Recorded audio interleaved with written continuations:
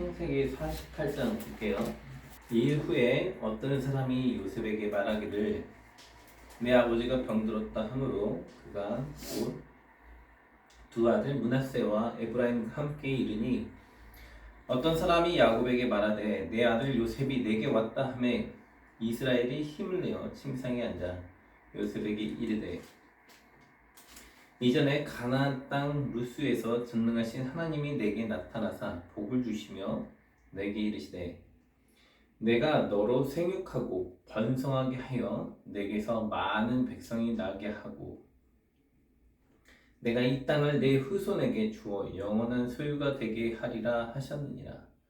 내가 애굽으로 와서 내게 이르기 전에 애굽에서 내가 낳은 두 아들을 에브라임과 므낫세는 내 것이라. 르우벤과 시므온처럼 될 것이 내 것이 될 것이요 이들 후에 내 소생은 내 것이 될 것이며 그들의 유산은 그들의 형의 이름으로 함께 받으리라. 내가 내게 대하여는 내가 이전에 밧단에서 올 때에 라헬이 나를 따르는 도중 가나안 땅에서 죽었는데 그곳은 에브라까지 길이 아직도 먼 곳이라. 내가 거기서 그를 에브랏길에 장사하였느니라. 이스라엘이 요셉의 아들들을 보고 이르되 이들은 누구냐? 요셉이 그의 아버지에게 이르되 이는 하나님이 여기서 내게 주신 아들들이니이다. 아버지가 이르되 그들을 데리고 내 앞으로 나아오라. 내가 그들에게 축복하리라. 이스라엘의 눈이 나이로 말미암아 어두워서 보지 못하더라. 요셉이 두 아들이 이끌어 아버지 앞으로 나아가니 이스라엘이 그들에게 입맞추고 그들을 안고 요셉에게 이르되 내가 내 얼굴을 보리라고는 생각하지 못하였더니 하나님이 내게 내 자손까지도 보게 하셨도다. 요셉의 아버지 무릎 사이에 두 아들을 물러나게 하고 땅에 엎드려 절하고 오른손으로는 에브라임을 왼손으로는 이스라엘의 왼손을 향하게 하고 왼손으로는 므낫세를 이스라엘의 오른손에 향하게 하여 이끌어 그에게 가까이 나아가게 하며 이스라엘이 오른손을 펴서 차남 에브라임의 머리에 얹고 왼손을 펴서 므낫세의 머리에 얹으니 므낫세는 장자라도 팔을 엇바꾸어 얹었더라. 그가 요셉을 위하여 축복하여 이르되 내 조부의 아브라함과 아버지 이삭이 섬기던 하나님 나의 출생으로부터 지금까지 나를 기르신 하나님 나를 모든 한날에서 건지신 여호와의 사자께서 이 아이들에게 복을 주시며 이들로 내 이름과 내 조상 아브라함과 이삭의 이름으로 칭하게 하시오며 이들이 세상에서 번식되게 하시기를 원하나이다. 요셉이 그 아버지가 오른손을 에브라임의 머리에 얹은 것을 보고 기뻐하지 아니하여 아버지의 손을 들어 에브라임의 머리에서 므낫세의 머리로 옮기고자 하여 그의 아버지에게 이르되 아버지여 그리마옵소서 이는 장자이니 오른손을 그의 머리에 얹으소서 하였으나 그의 아버지가 허락하지 아니하며 이르되 나도 안다 내 아들아 나도 안다. 그도 한 족속이 되며 그도 크게 되려니와 그의 아우가 그보다 큰 자가 되고 그의 자손이 여러 민족을 이루리라 하고 그날에 그들에게 축복하여 이르되 이스라엘이 너로 말미암아 축복하기를 하나님이 내게 에브라임 같고 므낫세 같게 하시리라 하며 에브라임을 므낫세보다 앞세웠더라. 이스라엘이 요셉에게 또 이르되 나는 죽으나 하나님이 너희와 함께 계시사 너희를 인도하여 너희 조상의 땅으로 돌아가게 하시려니와 내가 내게 내 형제보다 세겜 땅을 더 주었나니 이는 내가 내 칼과 활로 아모리 족속의 손에서 빼앗은 것이니라. 아멘. 오늘 본문 말씀에서 우리 인생을 향한 하나님의 말씀의 뜻이 보여요. 뭐가 보이냐면 아까 아침에 주제가 그랬죠. 청년들이 고독사. 그죠? 청년들이 왜 고독사 하냐 했더니 인생에 대한 절망감, 실패감, 무력감, 두려움, 공포, 불안 여러 가지가 있겠죠. 아무튼 심리적이든 정신적이든 물질적이든 뭔가 부족으로 인해서 생겨서 오는 좌절감 때문에 고독사를 한다라는 거잖아요. 근데 오늘 성경 본문은 인생에 대해서 무엇을 말하고 있느냐?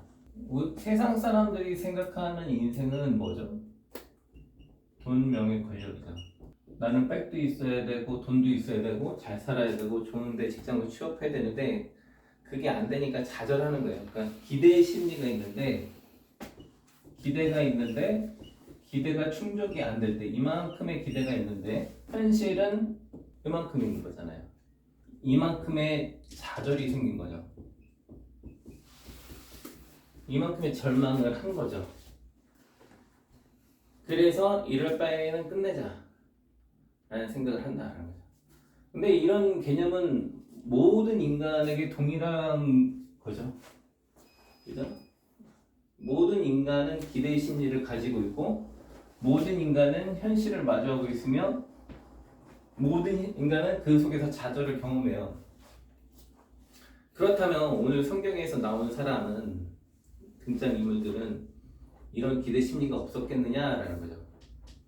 그럼 다시 한번 성경을 48장에 가서 보면 우리가 요셉하고 지금 이스라엘의 야곱이 나오는데 야곱에 대해서 성경을 읽어보면 야곱은 어떤 사람이에요? 기대 심리가 어때요? 야곱 옛날에 우리 창세기 읽었을 때 우선 형을 등치죠. 왜 등쳤죠? 자기가 원하는데. 부자 딸라고. 그죠? 돈 많이 벌라고. 야곱 어떤 사람이에요? 돈에 대한 욕심이 있었어요. 왜? 장남되면 부자 된다니까. 응? 그리고 영적인 욕심도 있었죠. 영적인 욕심도 있어서 축복도 받으려고 해요. 그러니까 욕심이 많은 사람이 욕심이 많다는 건 기대 심리가 높은 사람이에요. 근데 현실은 어떻게 됐죠? 도망갔잖아요. 죽을까봐. 근데 정확하지는 않은데 대략 80세에 도망갔다고 해요. 우리는 80세에 도망가는 게 근데 80세 그것도 총각이야. 생각해봐요. 총각에 80세에 도망을 가. 기대 심리는 돈 벌러 부자 돼서 잘 살고 싶은데 현실은 어때요? 도망가고 돈 없어. 그리고 장가도 못 갔어. 그리고 거기에서 어떤 일을 발생해요? 본처하고 결혼하려고 했는데 원하지 않는 여자하고 결혼을 해. 그리고 거기서 20년을 노예 생활을 하잖아요. 근데 하나님 축복해서 나왔죠. 근데 그러면서 뭐라고 말하냐면 내가 추위와 싸우고 더위와 싸우고 동물과 싸우면서 양들을 지켰다 말을 하거든요. 응? 여러분의 입장에서 말하면 이거죠. 직장에 가서 24시간 추위와 더위에 벌벌 떨면서 직장에서 열심히 일을 하는 거죠. 고생을 죽도록. 근데 맨날 짓구리만 같은 얼굴을 줘. 왜? 삼촌이 사장님인데 사기치죠. 월급 준다고 해서 안 줘. 찔끔찔끔 줘. 요즘으로 말하면 사장님이 급여를 띄어가는 거지. 그냥 이런 개념이에요. 그러니까 현실과 기대에서 어때? 완전 불일치한 거예요. 근데 오늘 48장에서 뭐라고 말했냐면 3절에서 뭐라고 말하냐면 하나님이 나에게 나타났대요. 근데 뭐라고 말하냐면 복을 주시며 내게 이르시되. 근데 이때가 언제 나타났냐면 루스에서라고 돼 있어요. 도망가던 날 하나님이 나타난 거예요. 근데 뭐라고 말했냐면 4절에 생육하고 번성해서 내게서 많은 백성이 나게 하고 내가 이 땅에서 내 후손을 주어 영원한 소유가 되게 하리라. 이 사람의 기대 심리와 하나님의 기대 심리가 좀 불일치하긴 하지만 하나님도 기대를 크게 줬어요. 사실은. 그죠? 그러면 이런 복을 받았다고 생각합시다. 오늘 딱 자다가 일어났는데 이런 말씀을 들었어. 그러면 우리가 딱 눈 뜨면 어떤 생각이 들어? 오늘부터 일이 좀 풀리겠구나. 로또라도 하나 살까? 내가 사장이 되지 않을까? 근데 이 사람이 어떤 일이 벌어져? 방금 말했던 20년 동안 죽을 고생을 해요. 그래서 아무튼 12명의 아들을 얻었어. 얻었는데 어떤 일이 벌어지죠? 아들들끼리 싸워서 자식을 죽이잖아. 팔아버리잖아. 그러면 꿈꿔왔던 화목한 가정인가요? 이 사람은 가정도 깨졌죠. 그죠? 우리가 원하는 우선 돈 왜 벌어요? 상상하자. 좋은 가정 만들고 부자 되고 그죠? 권력도 있고 이런 것들을 상상하잖아요. 근데 처참하게 다 깨지잖아. 자식들이 도모해서 동생 팔아. 죽이려 하다가 팔아. 죽이지는 않고 팔았어요. 근데 그 리더의 장본인이 누구냐면 유다야. 유다가 팔았어요. 유다가 팔아요. 야, 얘 우리가 친족들 해봤자 뭐하냐? 차라리 이집트 팔아버리자 하고 팔아버린단 말이에요. 철천만 원 떼다. 그리고 이제 나이를 먹은 거예요. 아들은 죽었다고 생각하고. 인생이 약간 고통의 물결 같지만 이러면서 이렇게 오고 있는 거예요. 20년 가까이 이 사람의 마음에는 아들이 죽은 걸로 세뇌가 돼 있는 상태잖아요. 그렇게 믿고 고통스럽게 살아왔어요. 근데 그 모습을 누가 봤어요? 아들들이. 유다가 봤죠. 근데 유다가에게 어떤 일이 벌어져요? 유다도 아들이 죽거든요. 2명이나 죽어요. 그전에는 아빠에 대해서 아빠가 왜 그 아들만 사랑하는지 잘 몰랐어. 근데 아들이 죽고 나니까 아버지로서 느끼는 거야. 공감이 되는 거야. 공감. 그 사람 심정을 말로 들으면 잘 모르잖아. 근데 경험을 하니까 알기 시작한 거지. 그러니까 나중에 유다가 이집트에 왔을 때 어떤 일이 벌어져요? 내가 대신 인질이 되겠다. 그죠. 감옥에 갑니다. 입장 바꿔놓고 생각해봐요. 우린 지금 스토리를 아니까, 풀려날 걸 아니까, 나도 저말 할 수 있어 이 생각을 하지만 내가 그날에 가서 평생 감옥에서 썼겠다 이거는 보통 강호가 예를 들어 좀 바꿔봅시다. 누구를 탈북시키기 위해서 북한에 가서 감옥에 살겠다. 정치보복 수용이 들어가겠다. 나도 이걸 말 못해. 이거 쉬운 얘기가 아니야. 그지? 아마 위대해도 근데 이 사람이 그 말을 했다니까. 내가 들어가겠다. 어떤 반전이 일어났냐면 공감 못하던 시대의 사람들이 공감하게 되는 현상이 생겼어요. 그러니까 선조들에 대해서 공감을 못했는데 왜 공감하냐면 자기가 그 고통에 처해보니까 공감을 하는 거예요. 우리는 6.25를 겪지 않았어요.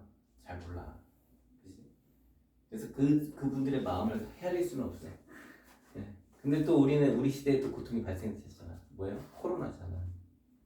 이것 때문에 얼마나 많은 사람들이 지금 고통당하고 있어요. 그죠? 그러면 후 시대는 이거에 대해서 또 모를 수 있어. 그죠? 계속 어떤 사건들을 통해서 그 시대의 사람들의 마음을 공감을 하길 원하시는 하나님의 모습이 보이는 것 같아요. 네. 공감은 다른 말로 사실은 사랑이잖아요. 사랑. 배려잖아. 배려. 공감을 하니까 배려하니까 뭔가를 퍼줄 수 있는 거잖아요. 그럼 다시 돌아와서 4절 5절에서 나이 먹은 이제 야곱이 나이 먹어서 뭐라고 말하냐면 하나님 나를 이렇게 하신대 라고 말을 했는데 하나님이 진짜 어떻게 됐죠? 진짜 많은 자손을 줬죠. 그렇다고 땅을 다 받은 건 아니에요. 야곱이 빈손으로 왔는데 죽을 때는 빈손은 아닌 거죠. 더욱이 빈손은 아닌 거는 야곱 옆에 누가 있어? 하나님이 있어요. 현실과 기대, 이 우리가 갖고 있는 기대가 있잖아요. 두 가지가 기대가 있겠죠. 이건 내가 가지고 있는 기대, 이건 내가 가지고 있는 기대가 있고 하나님이 갖고 있는 기대가 있을 거예요. 그죠? 근데 내가 갖고 있는 기대가 보통 여기서 여기라면 하나님은 여기서 여기일 수도 있어. 하나님이 우리를 바라보시는 관점이 다르니까. 요셉을 향한 하나님의 기대는 뭐였어요? 요셉의 입장에서 보면 꿈을 어느 날 꿨더니 볕단이 절을 한대요. 이거 뭐지? 하고 있는데 기대는 잘 될 것 같은데 현실은 감옥에서 30년 살았잖아요. 그러다 하나님이 높여준 거죠. 근데 우리는 성경 읽을 때 어떤 장면에만 꽂히냐면 국무총리 된 장면에만 꽂혀. 그 사람이 고난 겪고 고통했던 것들을 잘 느끼지 못한단 말이야. 왜냐면 내 기대가 어디 있어요? 여기 있거든. 부자 되는 것에. 그러다 보니까 하나님이 그 사람을 세운 것에만 자꾸 관심을 둬. 근데 그 사람이 사실 고통이라는 작업을 겪었다라는 것에 대해서 못 느낀다는 거지. 다시 돌아와서 청년들 현실적으로 어렵죠. 나이 먹은 우리들도 어렵고 다 누구나 어려워. 인간은 누구나 현실적인 고통을 마주하고 살아요. 그러면 이 마주하고 있을 때 이 성경 말씀이 위로가 되는가? 아니고. 아닌 걸로 보여요. 왜? 해주는 게 없는 것처럼 느껴지거든. 근데 오늘 야곱이 죽기 직전에 노년에 뭐라고 말했냐면 4절 5절에 하나님은 이 말씀을 지키고 계셨다라는 것을 보여주는 거예요. 왜냐면 너로 생육하고 번성하여 내 후손이 많아지고 너 주어 영원한 소유가 되게 하리라. 네. 점진적인 확장. 인간의 입장에서 봤을 때는 큰 기대를 했지만 하나님의 입장에서는 점진적인 확장을 통해서 야곱을 이끌어가고 있는 거죠. 만약에 야곱이 우리가 그냥 만약이라는 스토리를 써봅시다. 성경에서 80세 나이에 도망갈 바에 내가 이 나이 먹고 진짜 장가도 못 가고 이렇게 살 바에 가서 죽어버려! 하고 죽어버렸다고 쳐. 그러면 아무것도 없어요. 그죠? 20년 동안 노예살이 하면서 삼촌한테 급여까지 뜯기면서 아 내가 이렇게 살 바에 차라리 죽어버려! 하고 했다면 아무것도 없어요. 근데 고난을 겪고 견디면서 점점점 성숙해 가죠. 성경은 우리한테 늘 말하잖아요. 돈이 사람을 죽이는 게 아니라 돈이 없으면 불편하지만 지혜가 없으면 사망한다고 얘기하잖아요. 지혜가 없으면 사망을 한대요. 네, 돈이 없으면 죽지는 않아요. 네, 죽지는 않는데 지혜가 없으면 죽어요. 그러니까 하나님은 하나님을 아는 지혜를 갖길 원하는 거예요. 하나님은 온 인류의 창조주시고 아버지시잖아요. 우리 그리스도인들에게만 아버지는 아니잖아요. 그죠? 안 믿는 모든 사람들에게 아버지시란 말이에요. 그럼 모든 청년들, 모든 실직자들, 노동자들이 고통당하고 있는 이 현실 가운데 하나님은 무슨 마음을 갖고 계시느냐? 오늘 우리에게 4절에 있는 말씀을 주시는 거죠. 3절과 4절. 복을 주시며 이르시되 내가 너로 생육하고 번성하게 하며 내게서 많은 백성이 나게 하고 내가 이 땅에서 내 후손을 주어 영원한 소유가 되게 하리라. 근데 사실 현실 입장인 야곱의 입장에서는 아무것도 안 보여요. 아무것도 없거든 사실. 쥐뿔도 없어.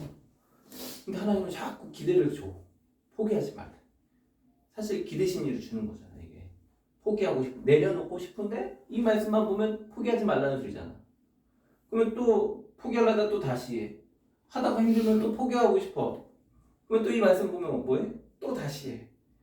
그래서 진로의 방향이 이렇게 가다가 저렇게 가다가 이렇게 가다가 저렇게 가다가 계속 진로의 내가 원하는 방향은 이거 A라는 것만 쭉 계속 먹고 살고 싶어. 근데 이 야곱이라는 사람도 계속 진로의 방향이 바뀌잖아요. 위치도 바뀌고 장소도 바뀌고. 그러면서 계속 포기하지 않는다는 거죠. 제가 상담하면서 제일 많이 발견하는 것 중 하나는 많은 사람들이 힘들면 포기를 하더라 이거예요. 그냥 주저앉아서 포기를 해. 근데 우리 그리스도인이 뭐가 다른가 했더니 포기하면 일어나. 왜 일어나냐면 이 말씀 때문에. 그러니까 이 말씀이 사실은 돈을 주는 건 아니야. 근데 우리에게 무엇을 주시냐면 포기하지 않고 달려갈 힘을 주신다는 거죠. 이 말씀이 얼마나 위대하냐면 나중에 손주들 축복할 때 나타나요. 므낫세와 에브라임. 아무것도 모르는 애, 철부지.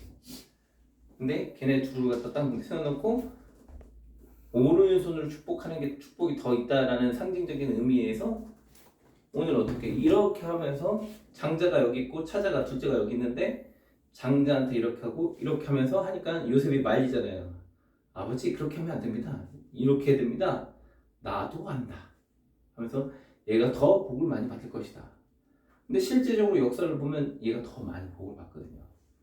우리는 영적인 축복에 대해서 영적 축복이 과연 무슨 의미가 있어? 이렇게 생각해서 값없이 여긴단 말이에요. 물리적인 축복이 아니니까. 지금 요셉이라는 사람이 잠깐 축복하는 이 장면이 아무 의미가 없이 보여요. 그죠? 제가 여러분들을 향해서 축도할 때 아무 의미 없는 행동처럼 보여요. 그죠? 기도하는 것. 아무 의미 없는 행동이잖아요. 세상 사람들이 봤을 때 기도가 뭔 의미가 있어? 영적인 생활이 뭔 의미가 있어? 당장 나한테 돈을 줘? 이런 말을 한단 말이에요. 근데 이 축복의 의미는 나중에 역사를 통해서 밝혀지는 거예요. 왜요? 결론으로 진짜 이 아들이 축복을 받아서 땅을 더 많이 받아요. 성경에서 나타나. 그리고 실질적으로 이스라엘 이 야곱의 후손들이 현재도 이스라엘이 존재하잖아요. 이스라엘이라는 땅이 존재하잖아요. 수많은 나라가 그 땅을 침략했고 전투를 했어요. 그럼 사라져야 될 종족이에요. 그잖아요. 사라져야 돼. 근데 지금도 나라가 존재해. 2000년이 넘는 역사 동안. 그렇다고 그 족속이 원래 인구가 많았냐? 아니야. 한 명으로 시작한 거예요. 근데 그렇게 된 거죠. 즉 영적인 축복에 집중을 하니까 물질적인 축복이 심리적, 정신적인 축복을 당장 갖고 오지는 않지만 포기하지 아니하면서 하나님을 바라보고 갔더니 가고 있는데 그렇다고 정상에 도달했더니 야곱을 보니까 정상에 도달하니까 행복한 상태나요? 아니죠. 이미 눈에 백내장이 와서 그런지 모르겠지만 눈이 안 보여. 할아버지가 됐어. 그러면서 이 사람이 이집트 왕 앞에 설 때 이런 말을 한단 말이에요. 내 나이가 135세인데 내 인생이 수고와 고통이었다. 이런 표현을 한단 말이에요.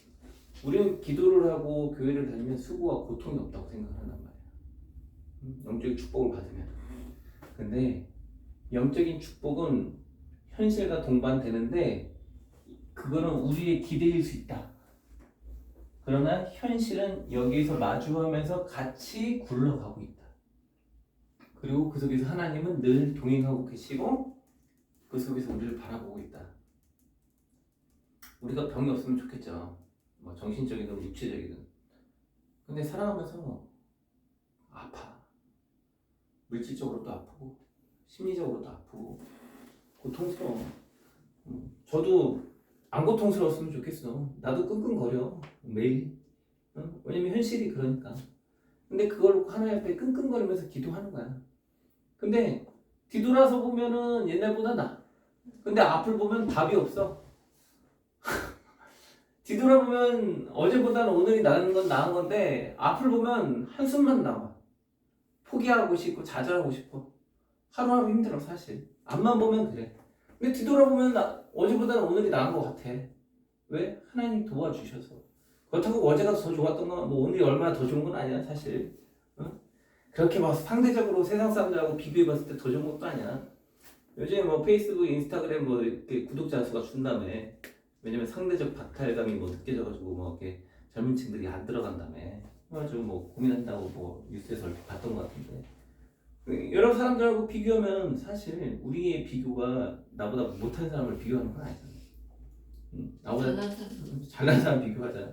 그러면 사실 좌절과 절망만 오는 거거든. 그럼 그 잘난 사람은 또 누구랑 비교하겠어? 자기보다 더 잘난 사람 비교하겠죠. 사실 우리 자신을 끝없는 수렁텅이에 빠뜨리는 현상이거든요. 하나님은 우리에게 이 아까 지금 이 48장의 그 3절 4절에 있는 게 간단한 것 같지만 심오한 메시지를 우리에게 주고 계신 거지. 너한테 복을 줄 거다. 너 잘 될 거다. 근데 우린 그 말씀 되게 우습게 보거든. 덮어버리거든. 그래서 현실이 그래요. 그래서 저도 뭐 과거보다 지금이 나은데 지금 앞을 보면 깜깜해. 사실은 힘들어. 근데 이 말씀 믿고 가야 되는 거야. 그러니까 오늘날 온 인류를 향해서 하나님께서 말씀하신 것은 복을 주는 대상을 잘 찾으라는 거지. 하나님이 복을 줄 거고 그 복 주는 하나님과 함께 해야 되는데 현실의 고통은 존재한다. 고통이 존재를 안 할 수는 없다.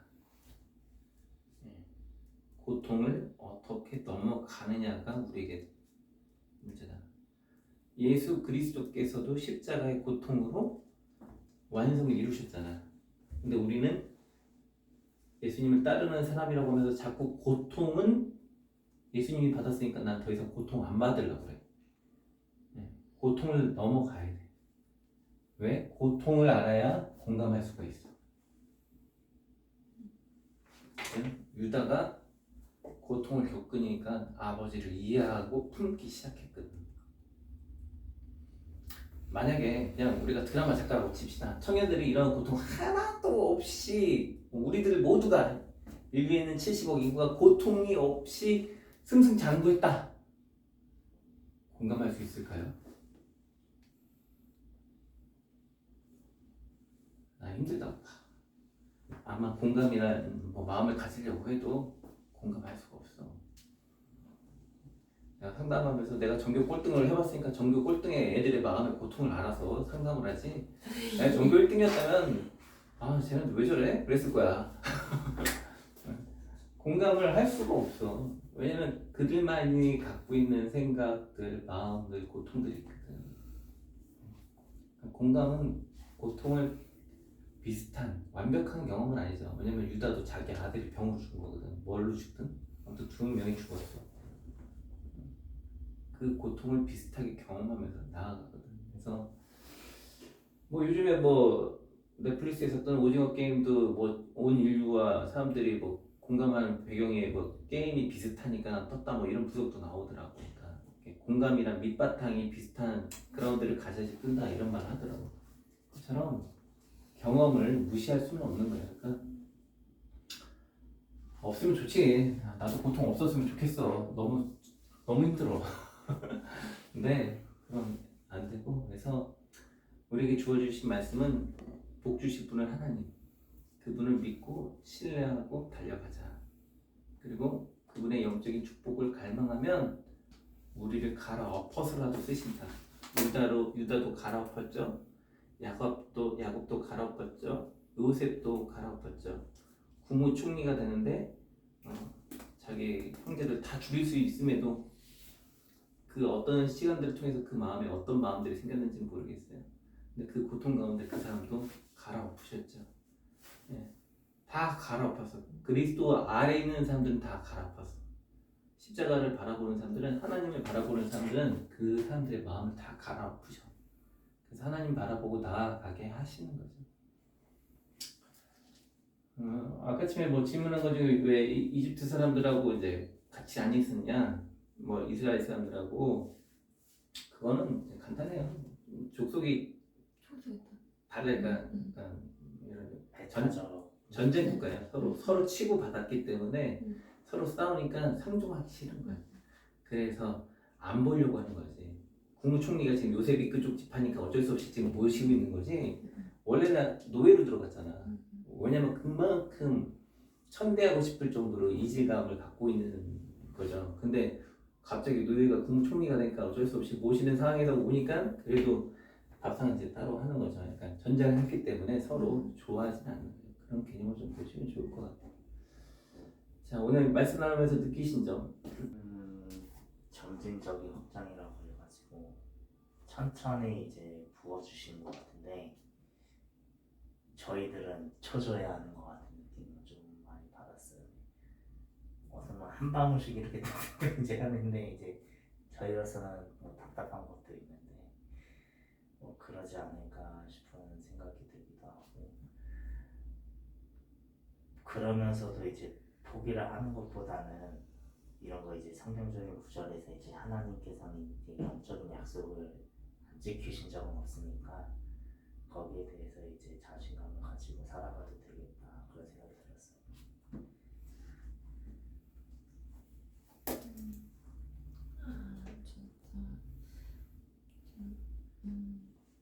진짜 하나님을 믿지 않았으면 여기 자리에 없었을 것 같아. 진짜. 삶을 그냥 되게 포기하고 살았을 것 같아. 그래서 진짜 하나님에 대한 그런 어느 정도의 그런 갈망이 있었기에 제가 포기하지 않고 달려갔던 것 같고, 진짜 기도를 통해서 그런 영적인 축복도, 그런 진짜 결혼도 힘들 줄 알았는데 진짜 결혼도 힘들 줄 알았는데, 결혼 되게 하고 싶었는데 그런 기도도 들어주시고 내 기도는 아직 멀었고 되게 감사를 느끼게 됐어. 깨달은 점과 어떻게 할지 두 가지 한번 얘기해 보자.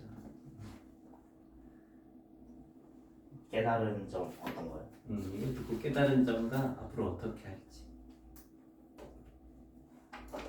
이게 저도 이제 계속 이제 신앙생활을 하고 있지만 이런 마음이 있는 것 같아요. 항상 이제 나는 더 잘 되겠지, 뭐 내일이면 더 걱정이 덜어질까 이런 고민하는 것 같은데 한 목사님이랑 똑같은 설교를 이제 계속 들어도 이제 와닿지 않다가도 이제 또 한 번씩 보면은 고통은 끝이 없더라고요. 고통은 끝이 없지만 그거를 이제 저희가 쓰러져도 하나님께서 이제 다시 일으켜 세워주시고 이제 거기에 대해서 솔직히 세상 압박이 너무 세잖아요. 근데 이제 감당하지 못하는 사람은 세상이랑 뭐 연을 끊고 이런 것도 있겠지만 저희한테 그냥 살아갈 희망을 주시는 것 같은 느낌을 좀 많이 받았어요. 그런 거에 대해서 감사하고 이제 이게 이제 온전히 우리만 누릴 수 있는 게 아니고 전 세계 사람들이 다 누릴 수 있는 부분인데 그런 거에 대해서 이제 왜곡이 되거나 그런 거에 대해서 이제 잘못 전달하지 않게 제가 좀 더 많이 배워야 되겠다는 생각이 들었습니다. 앞으로는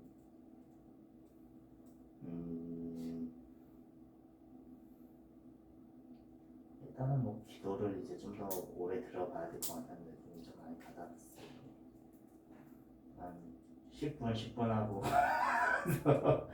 요즘은 기도해도 이제 10분 정도인데 한 30분을 한번 늘려보자 이런 생각을 했습니다.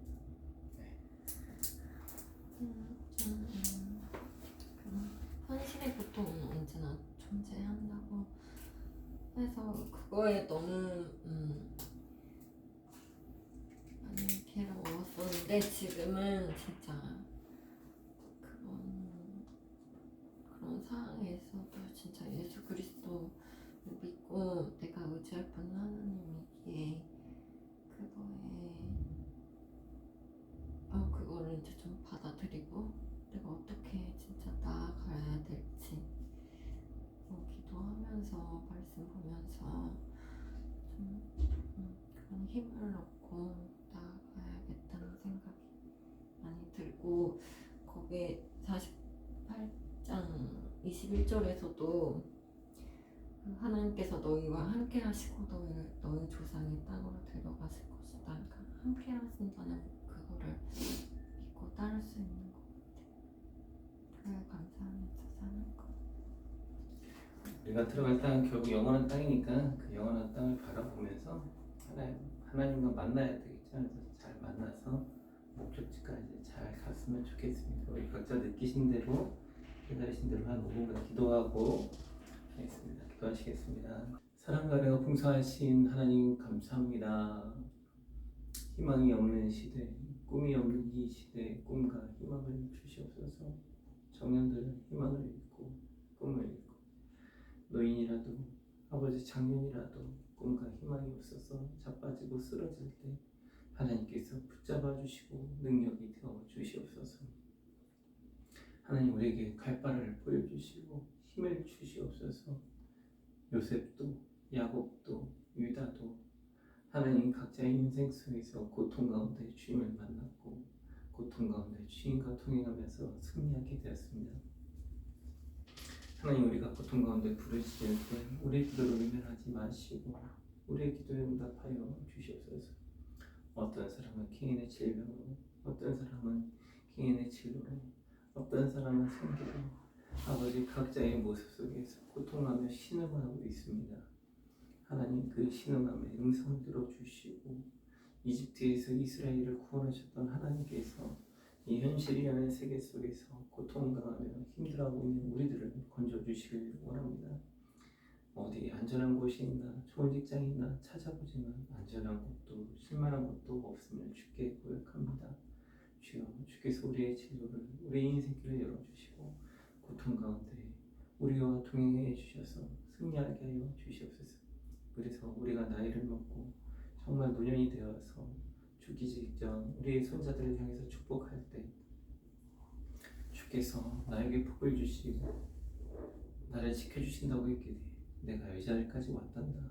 너희들도 주께서 보호해 주실 것이다 라는 말을 할 수 있는 자가 될 수 있도록 도와주시옵소서. 하나님, 돈이나 명예나 권력을 줄 수 있는 것이 아니라 하나님이 함께 하심을 그들에게 나눌 수 있는 저희가 되길 원하고 그때까지 우리를 보호하시고 지켜주시길 원합니다. 성령 하나님께서 이 시간도 함께 해주시고 우리 나눔 가운데 함께 하시고 우리 공동체를 통해서 상처받고 힘든 자들이 나음을 받고 고침을 받아 주의 형상에 닮아갈 수 있도록 도와주시옵소서.